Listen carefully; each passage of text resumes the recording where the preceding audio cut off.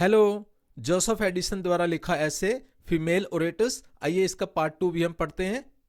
As for news mongers, politicians, mimics, story tellers with other characters of that nature which give birth to loquacity, जिन्हें बहुत ज्यादा बातचीत करने की जरूरत पड़ती है, जो टॉकेटिव होते हैं, चाहे वो समाचार प्रचारक हों, चाहे पॉलिटिशियंस हों, चाहे वो किसी की नकल करने वाले हों या कोई कहानीकार हों, they are as commonly found among the man as the women.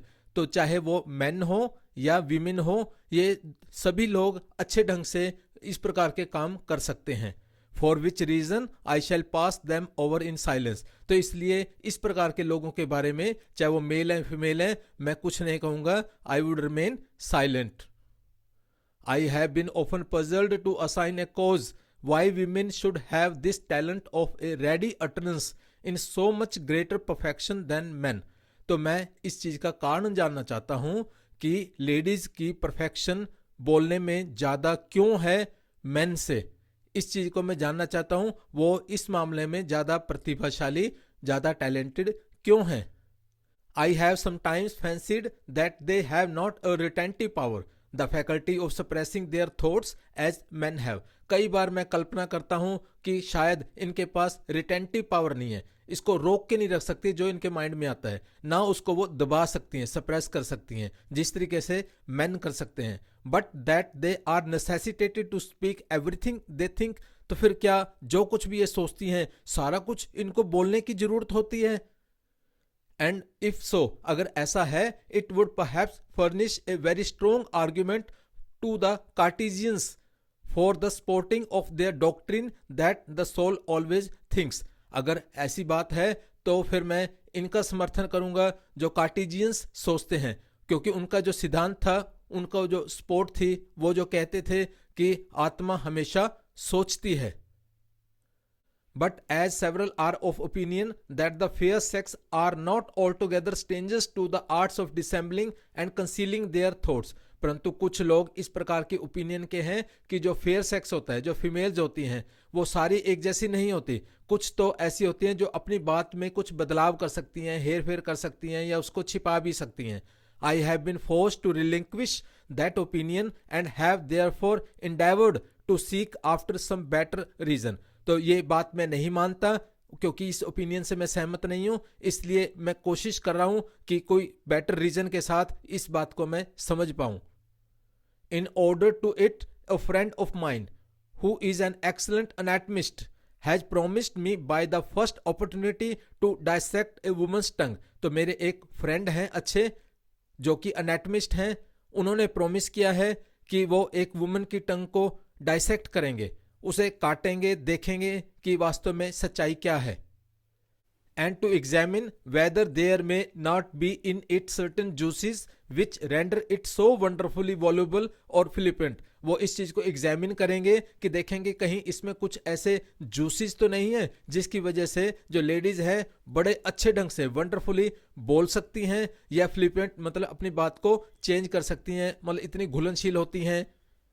और whether the fibers of it may not be made up of a finer or more pliant thread, और जो फाइबर्स जिनसे सारी मसल्स बनती हैं, तो इनकी टंग की जो मसल्स हैं वो बहुत ज़्यादा बढ़िया क्वालिटी की तो नहीं है, बड़े अच्छे ढंग की तो नहीं है जो इतनी फ्लेक्सिबिलिटी के साथ काम कर सकती हैं।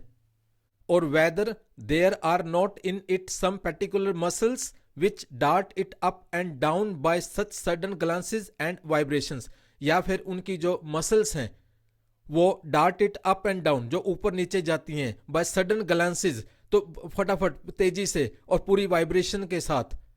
और whether in the last place there may not be certain undiscovered channels running from the head and the heart, हो सकता है उनके हेड और हार्ट के बीच में कुछ अलग से चैनल्स चल रहे हैं जिनको अभी तक हम डिस्कवर नहीं कर पाए हैं।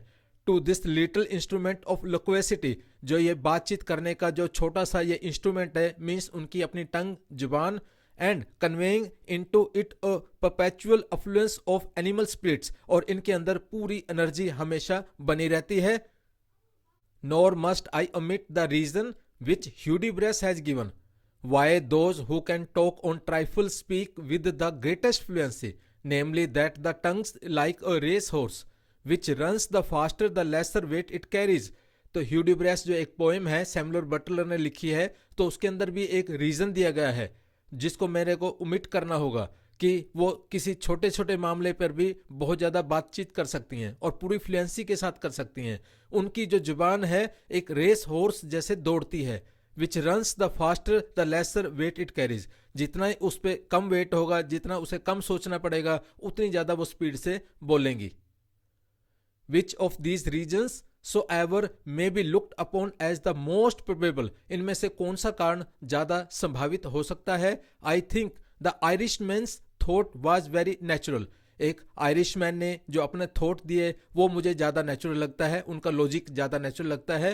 Who after some hours conversation with a female orator told हर।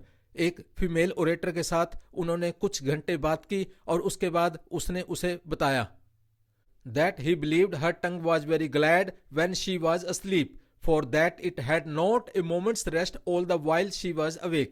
तो आयरिशमैन उस लेडी को कहते हैं कि उसकी जुबान काफी खुश होती होगी जब वो सोती होगी, क्योंकि जब भी वो जाग रही होती है तो उसकी जुबान को एक क्षण भर का भी आराम नहीं मिलता।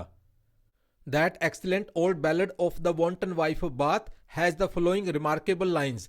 तो ये एक जो बैलेड है, बैलेड एक प्रकार की कविता होती है, तो इसके अंदर कुछ रिमार्केबल लाइंस हैं। I think quoth Thomas women's tongues of aspen leaves are made।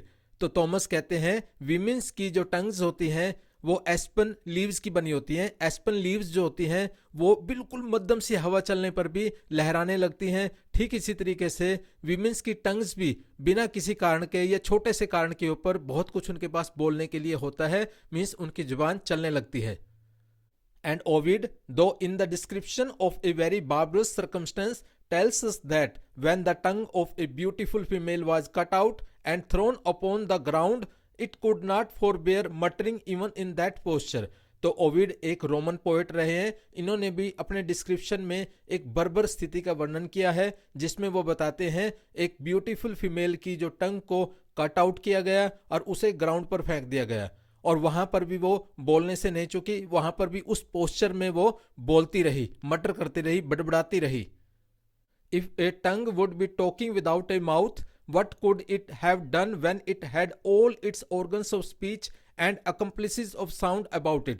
अगर कोई टंग बिना माउथ के भी बातें कर सकती थी तो उसका क्या होता, वो क्या कर सकती अगर उसके पास और ऑर्गन्स ऑफ स्पीच होते जो जरूरी होते हैं, accomplices of sound about it जो साउंड के लिए जरूरी होते हैं। I might here mention the story of the Pippin woman। Had not I some reason to look upon it as fabulous। जो पिपिन वुमेन वो अपने आप में फेबुलस लगती हैं, बहुत बढ़िया लगती हैं जब वो बोलती हैं, करती हैं, मतलब दूसरों को इम्प्रेस होता है। परंतु I must confess I am so wonderfully charmed with the music of this little instrument. ये टंग जो होती है ये अपने आप में एक जो लिटिल इंस्ट्रूमेंट है, मैं इससे बहुत ज़्यादा प्रभावित हूँ। That I would by no means discourage it. तो इसलिए मैं इसको किसी भी तरीके से डिस्करेज नहीं करना चाहता, मैं चाहता हूँ कि ये और बढ़िया से बढ़िया करे। All that I am at by this dissertation is to cure it of several disagreeable notes। तो इसमें कुछ ऐसी चीजें हैं जो ठीक नहीं है, मैं इसलिए ये सारा मैंने ऐसे लिखा है। and in that particular of those little jarrings and dissonances which arise from anger, censoriousness, gossiping and coquetry। तो कई बार हम गुस्से में बात करते हैं या बहुत ज़्यादा तिरस्कार करते हैं, नीचा दिखाते हैं, या गपशप जिनके कोई रेलेवेंस नहीं होती, या किसी को मनमोहक करने के लिए तो इस तरीके से कुछ ऐसी बातें करते हैं। तो इस प्रकार से ये कुछ ऐसी बातें हैं जिनको हमें अवॉइड करना चाहिए और हमें इम्प्रूव करना चाहिए। तो इस तरीके से एडिशन हमें कहते हैं। इन शॉर्ट, संक्षिप्त में, I would have it always tuned by good nature, truth, discretion and sincerity. तो वो कहते हैं कुल मिला के मैं चाहता हूं कि ये जो लिटिल इंस्ट्रूमेंट है या लेडीज हैं तो वो गुड नेचर वाली हों, सत्य को लेके बात करें और बढ़िया पर्पस के लिए उसको यूज करें, एंड पूरी सिंसियरिटी के साथ यूज करें, मीन्स उसको हर तरीके से इम्प्रूव करें, उसमें किसी भी तरीके से कोई खामियां ना रहें। Thank you.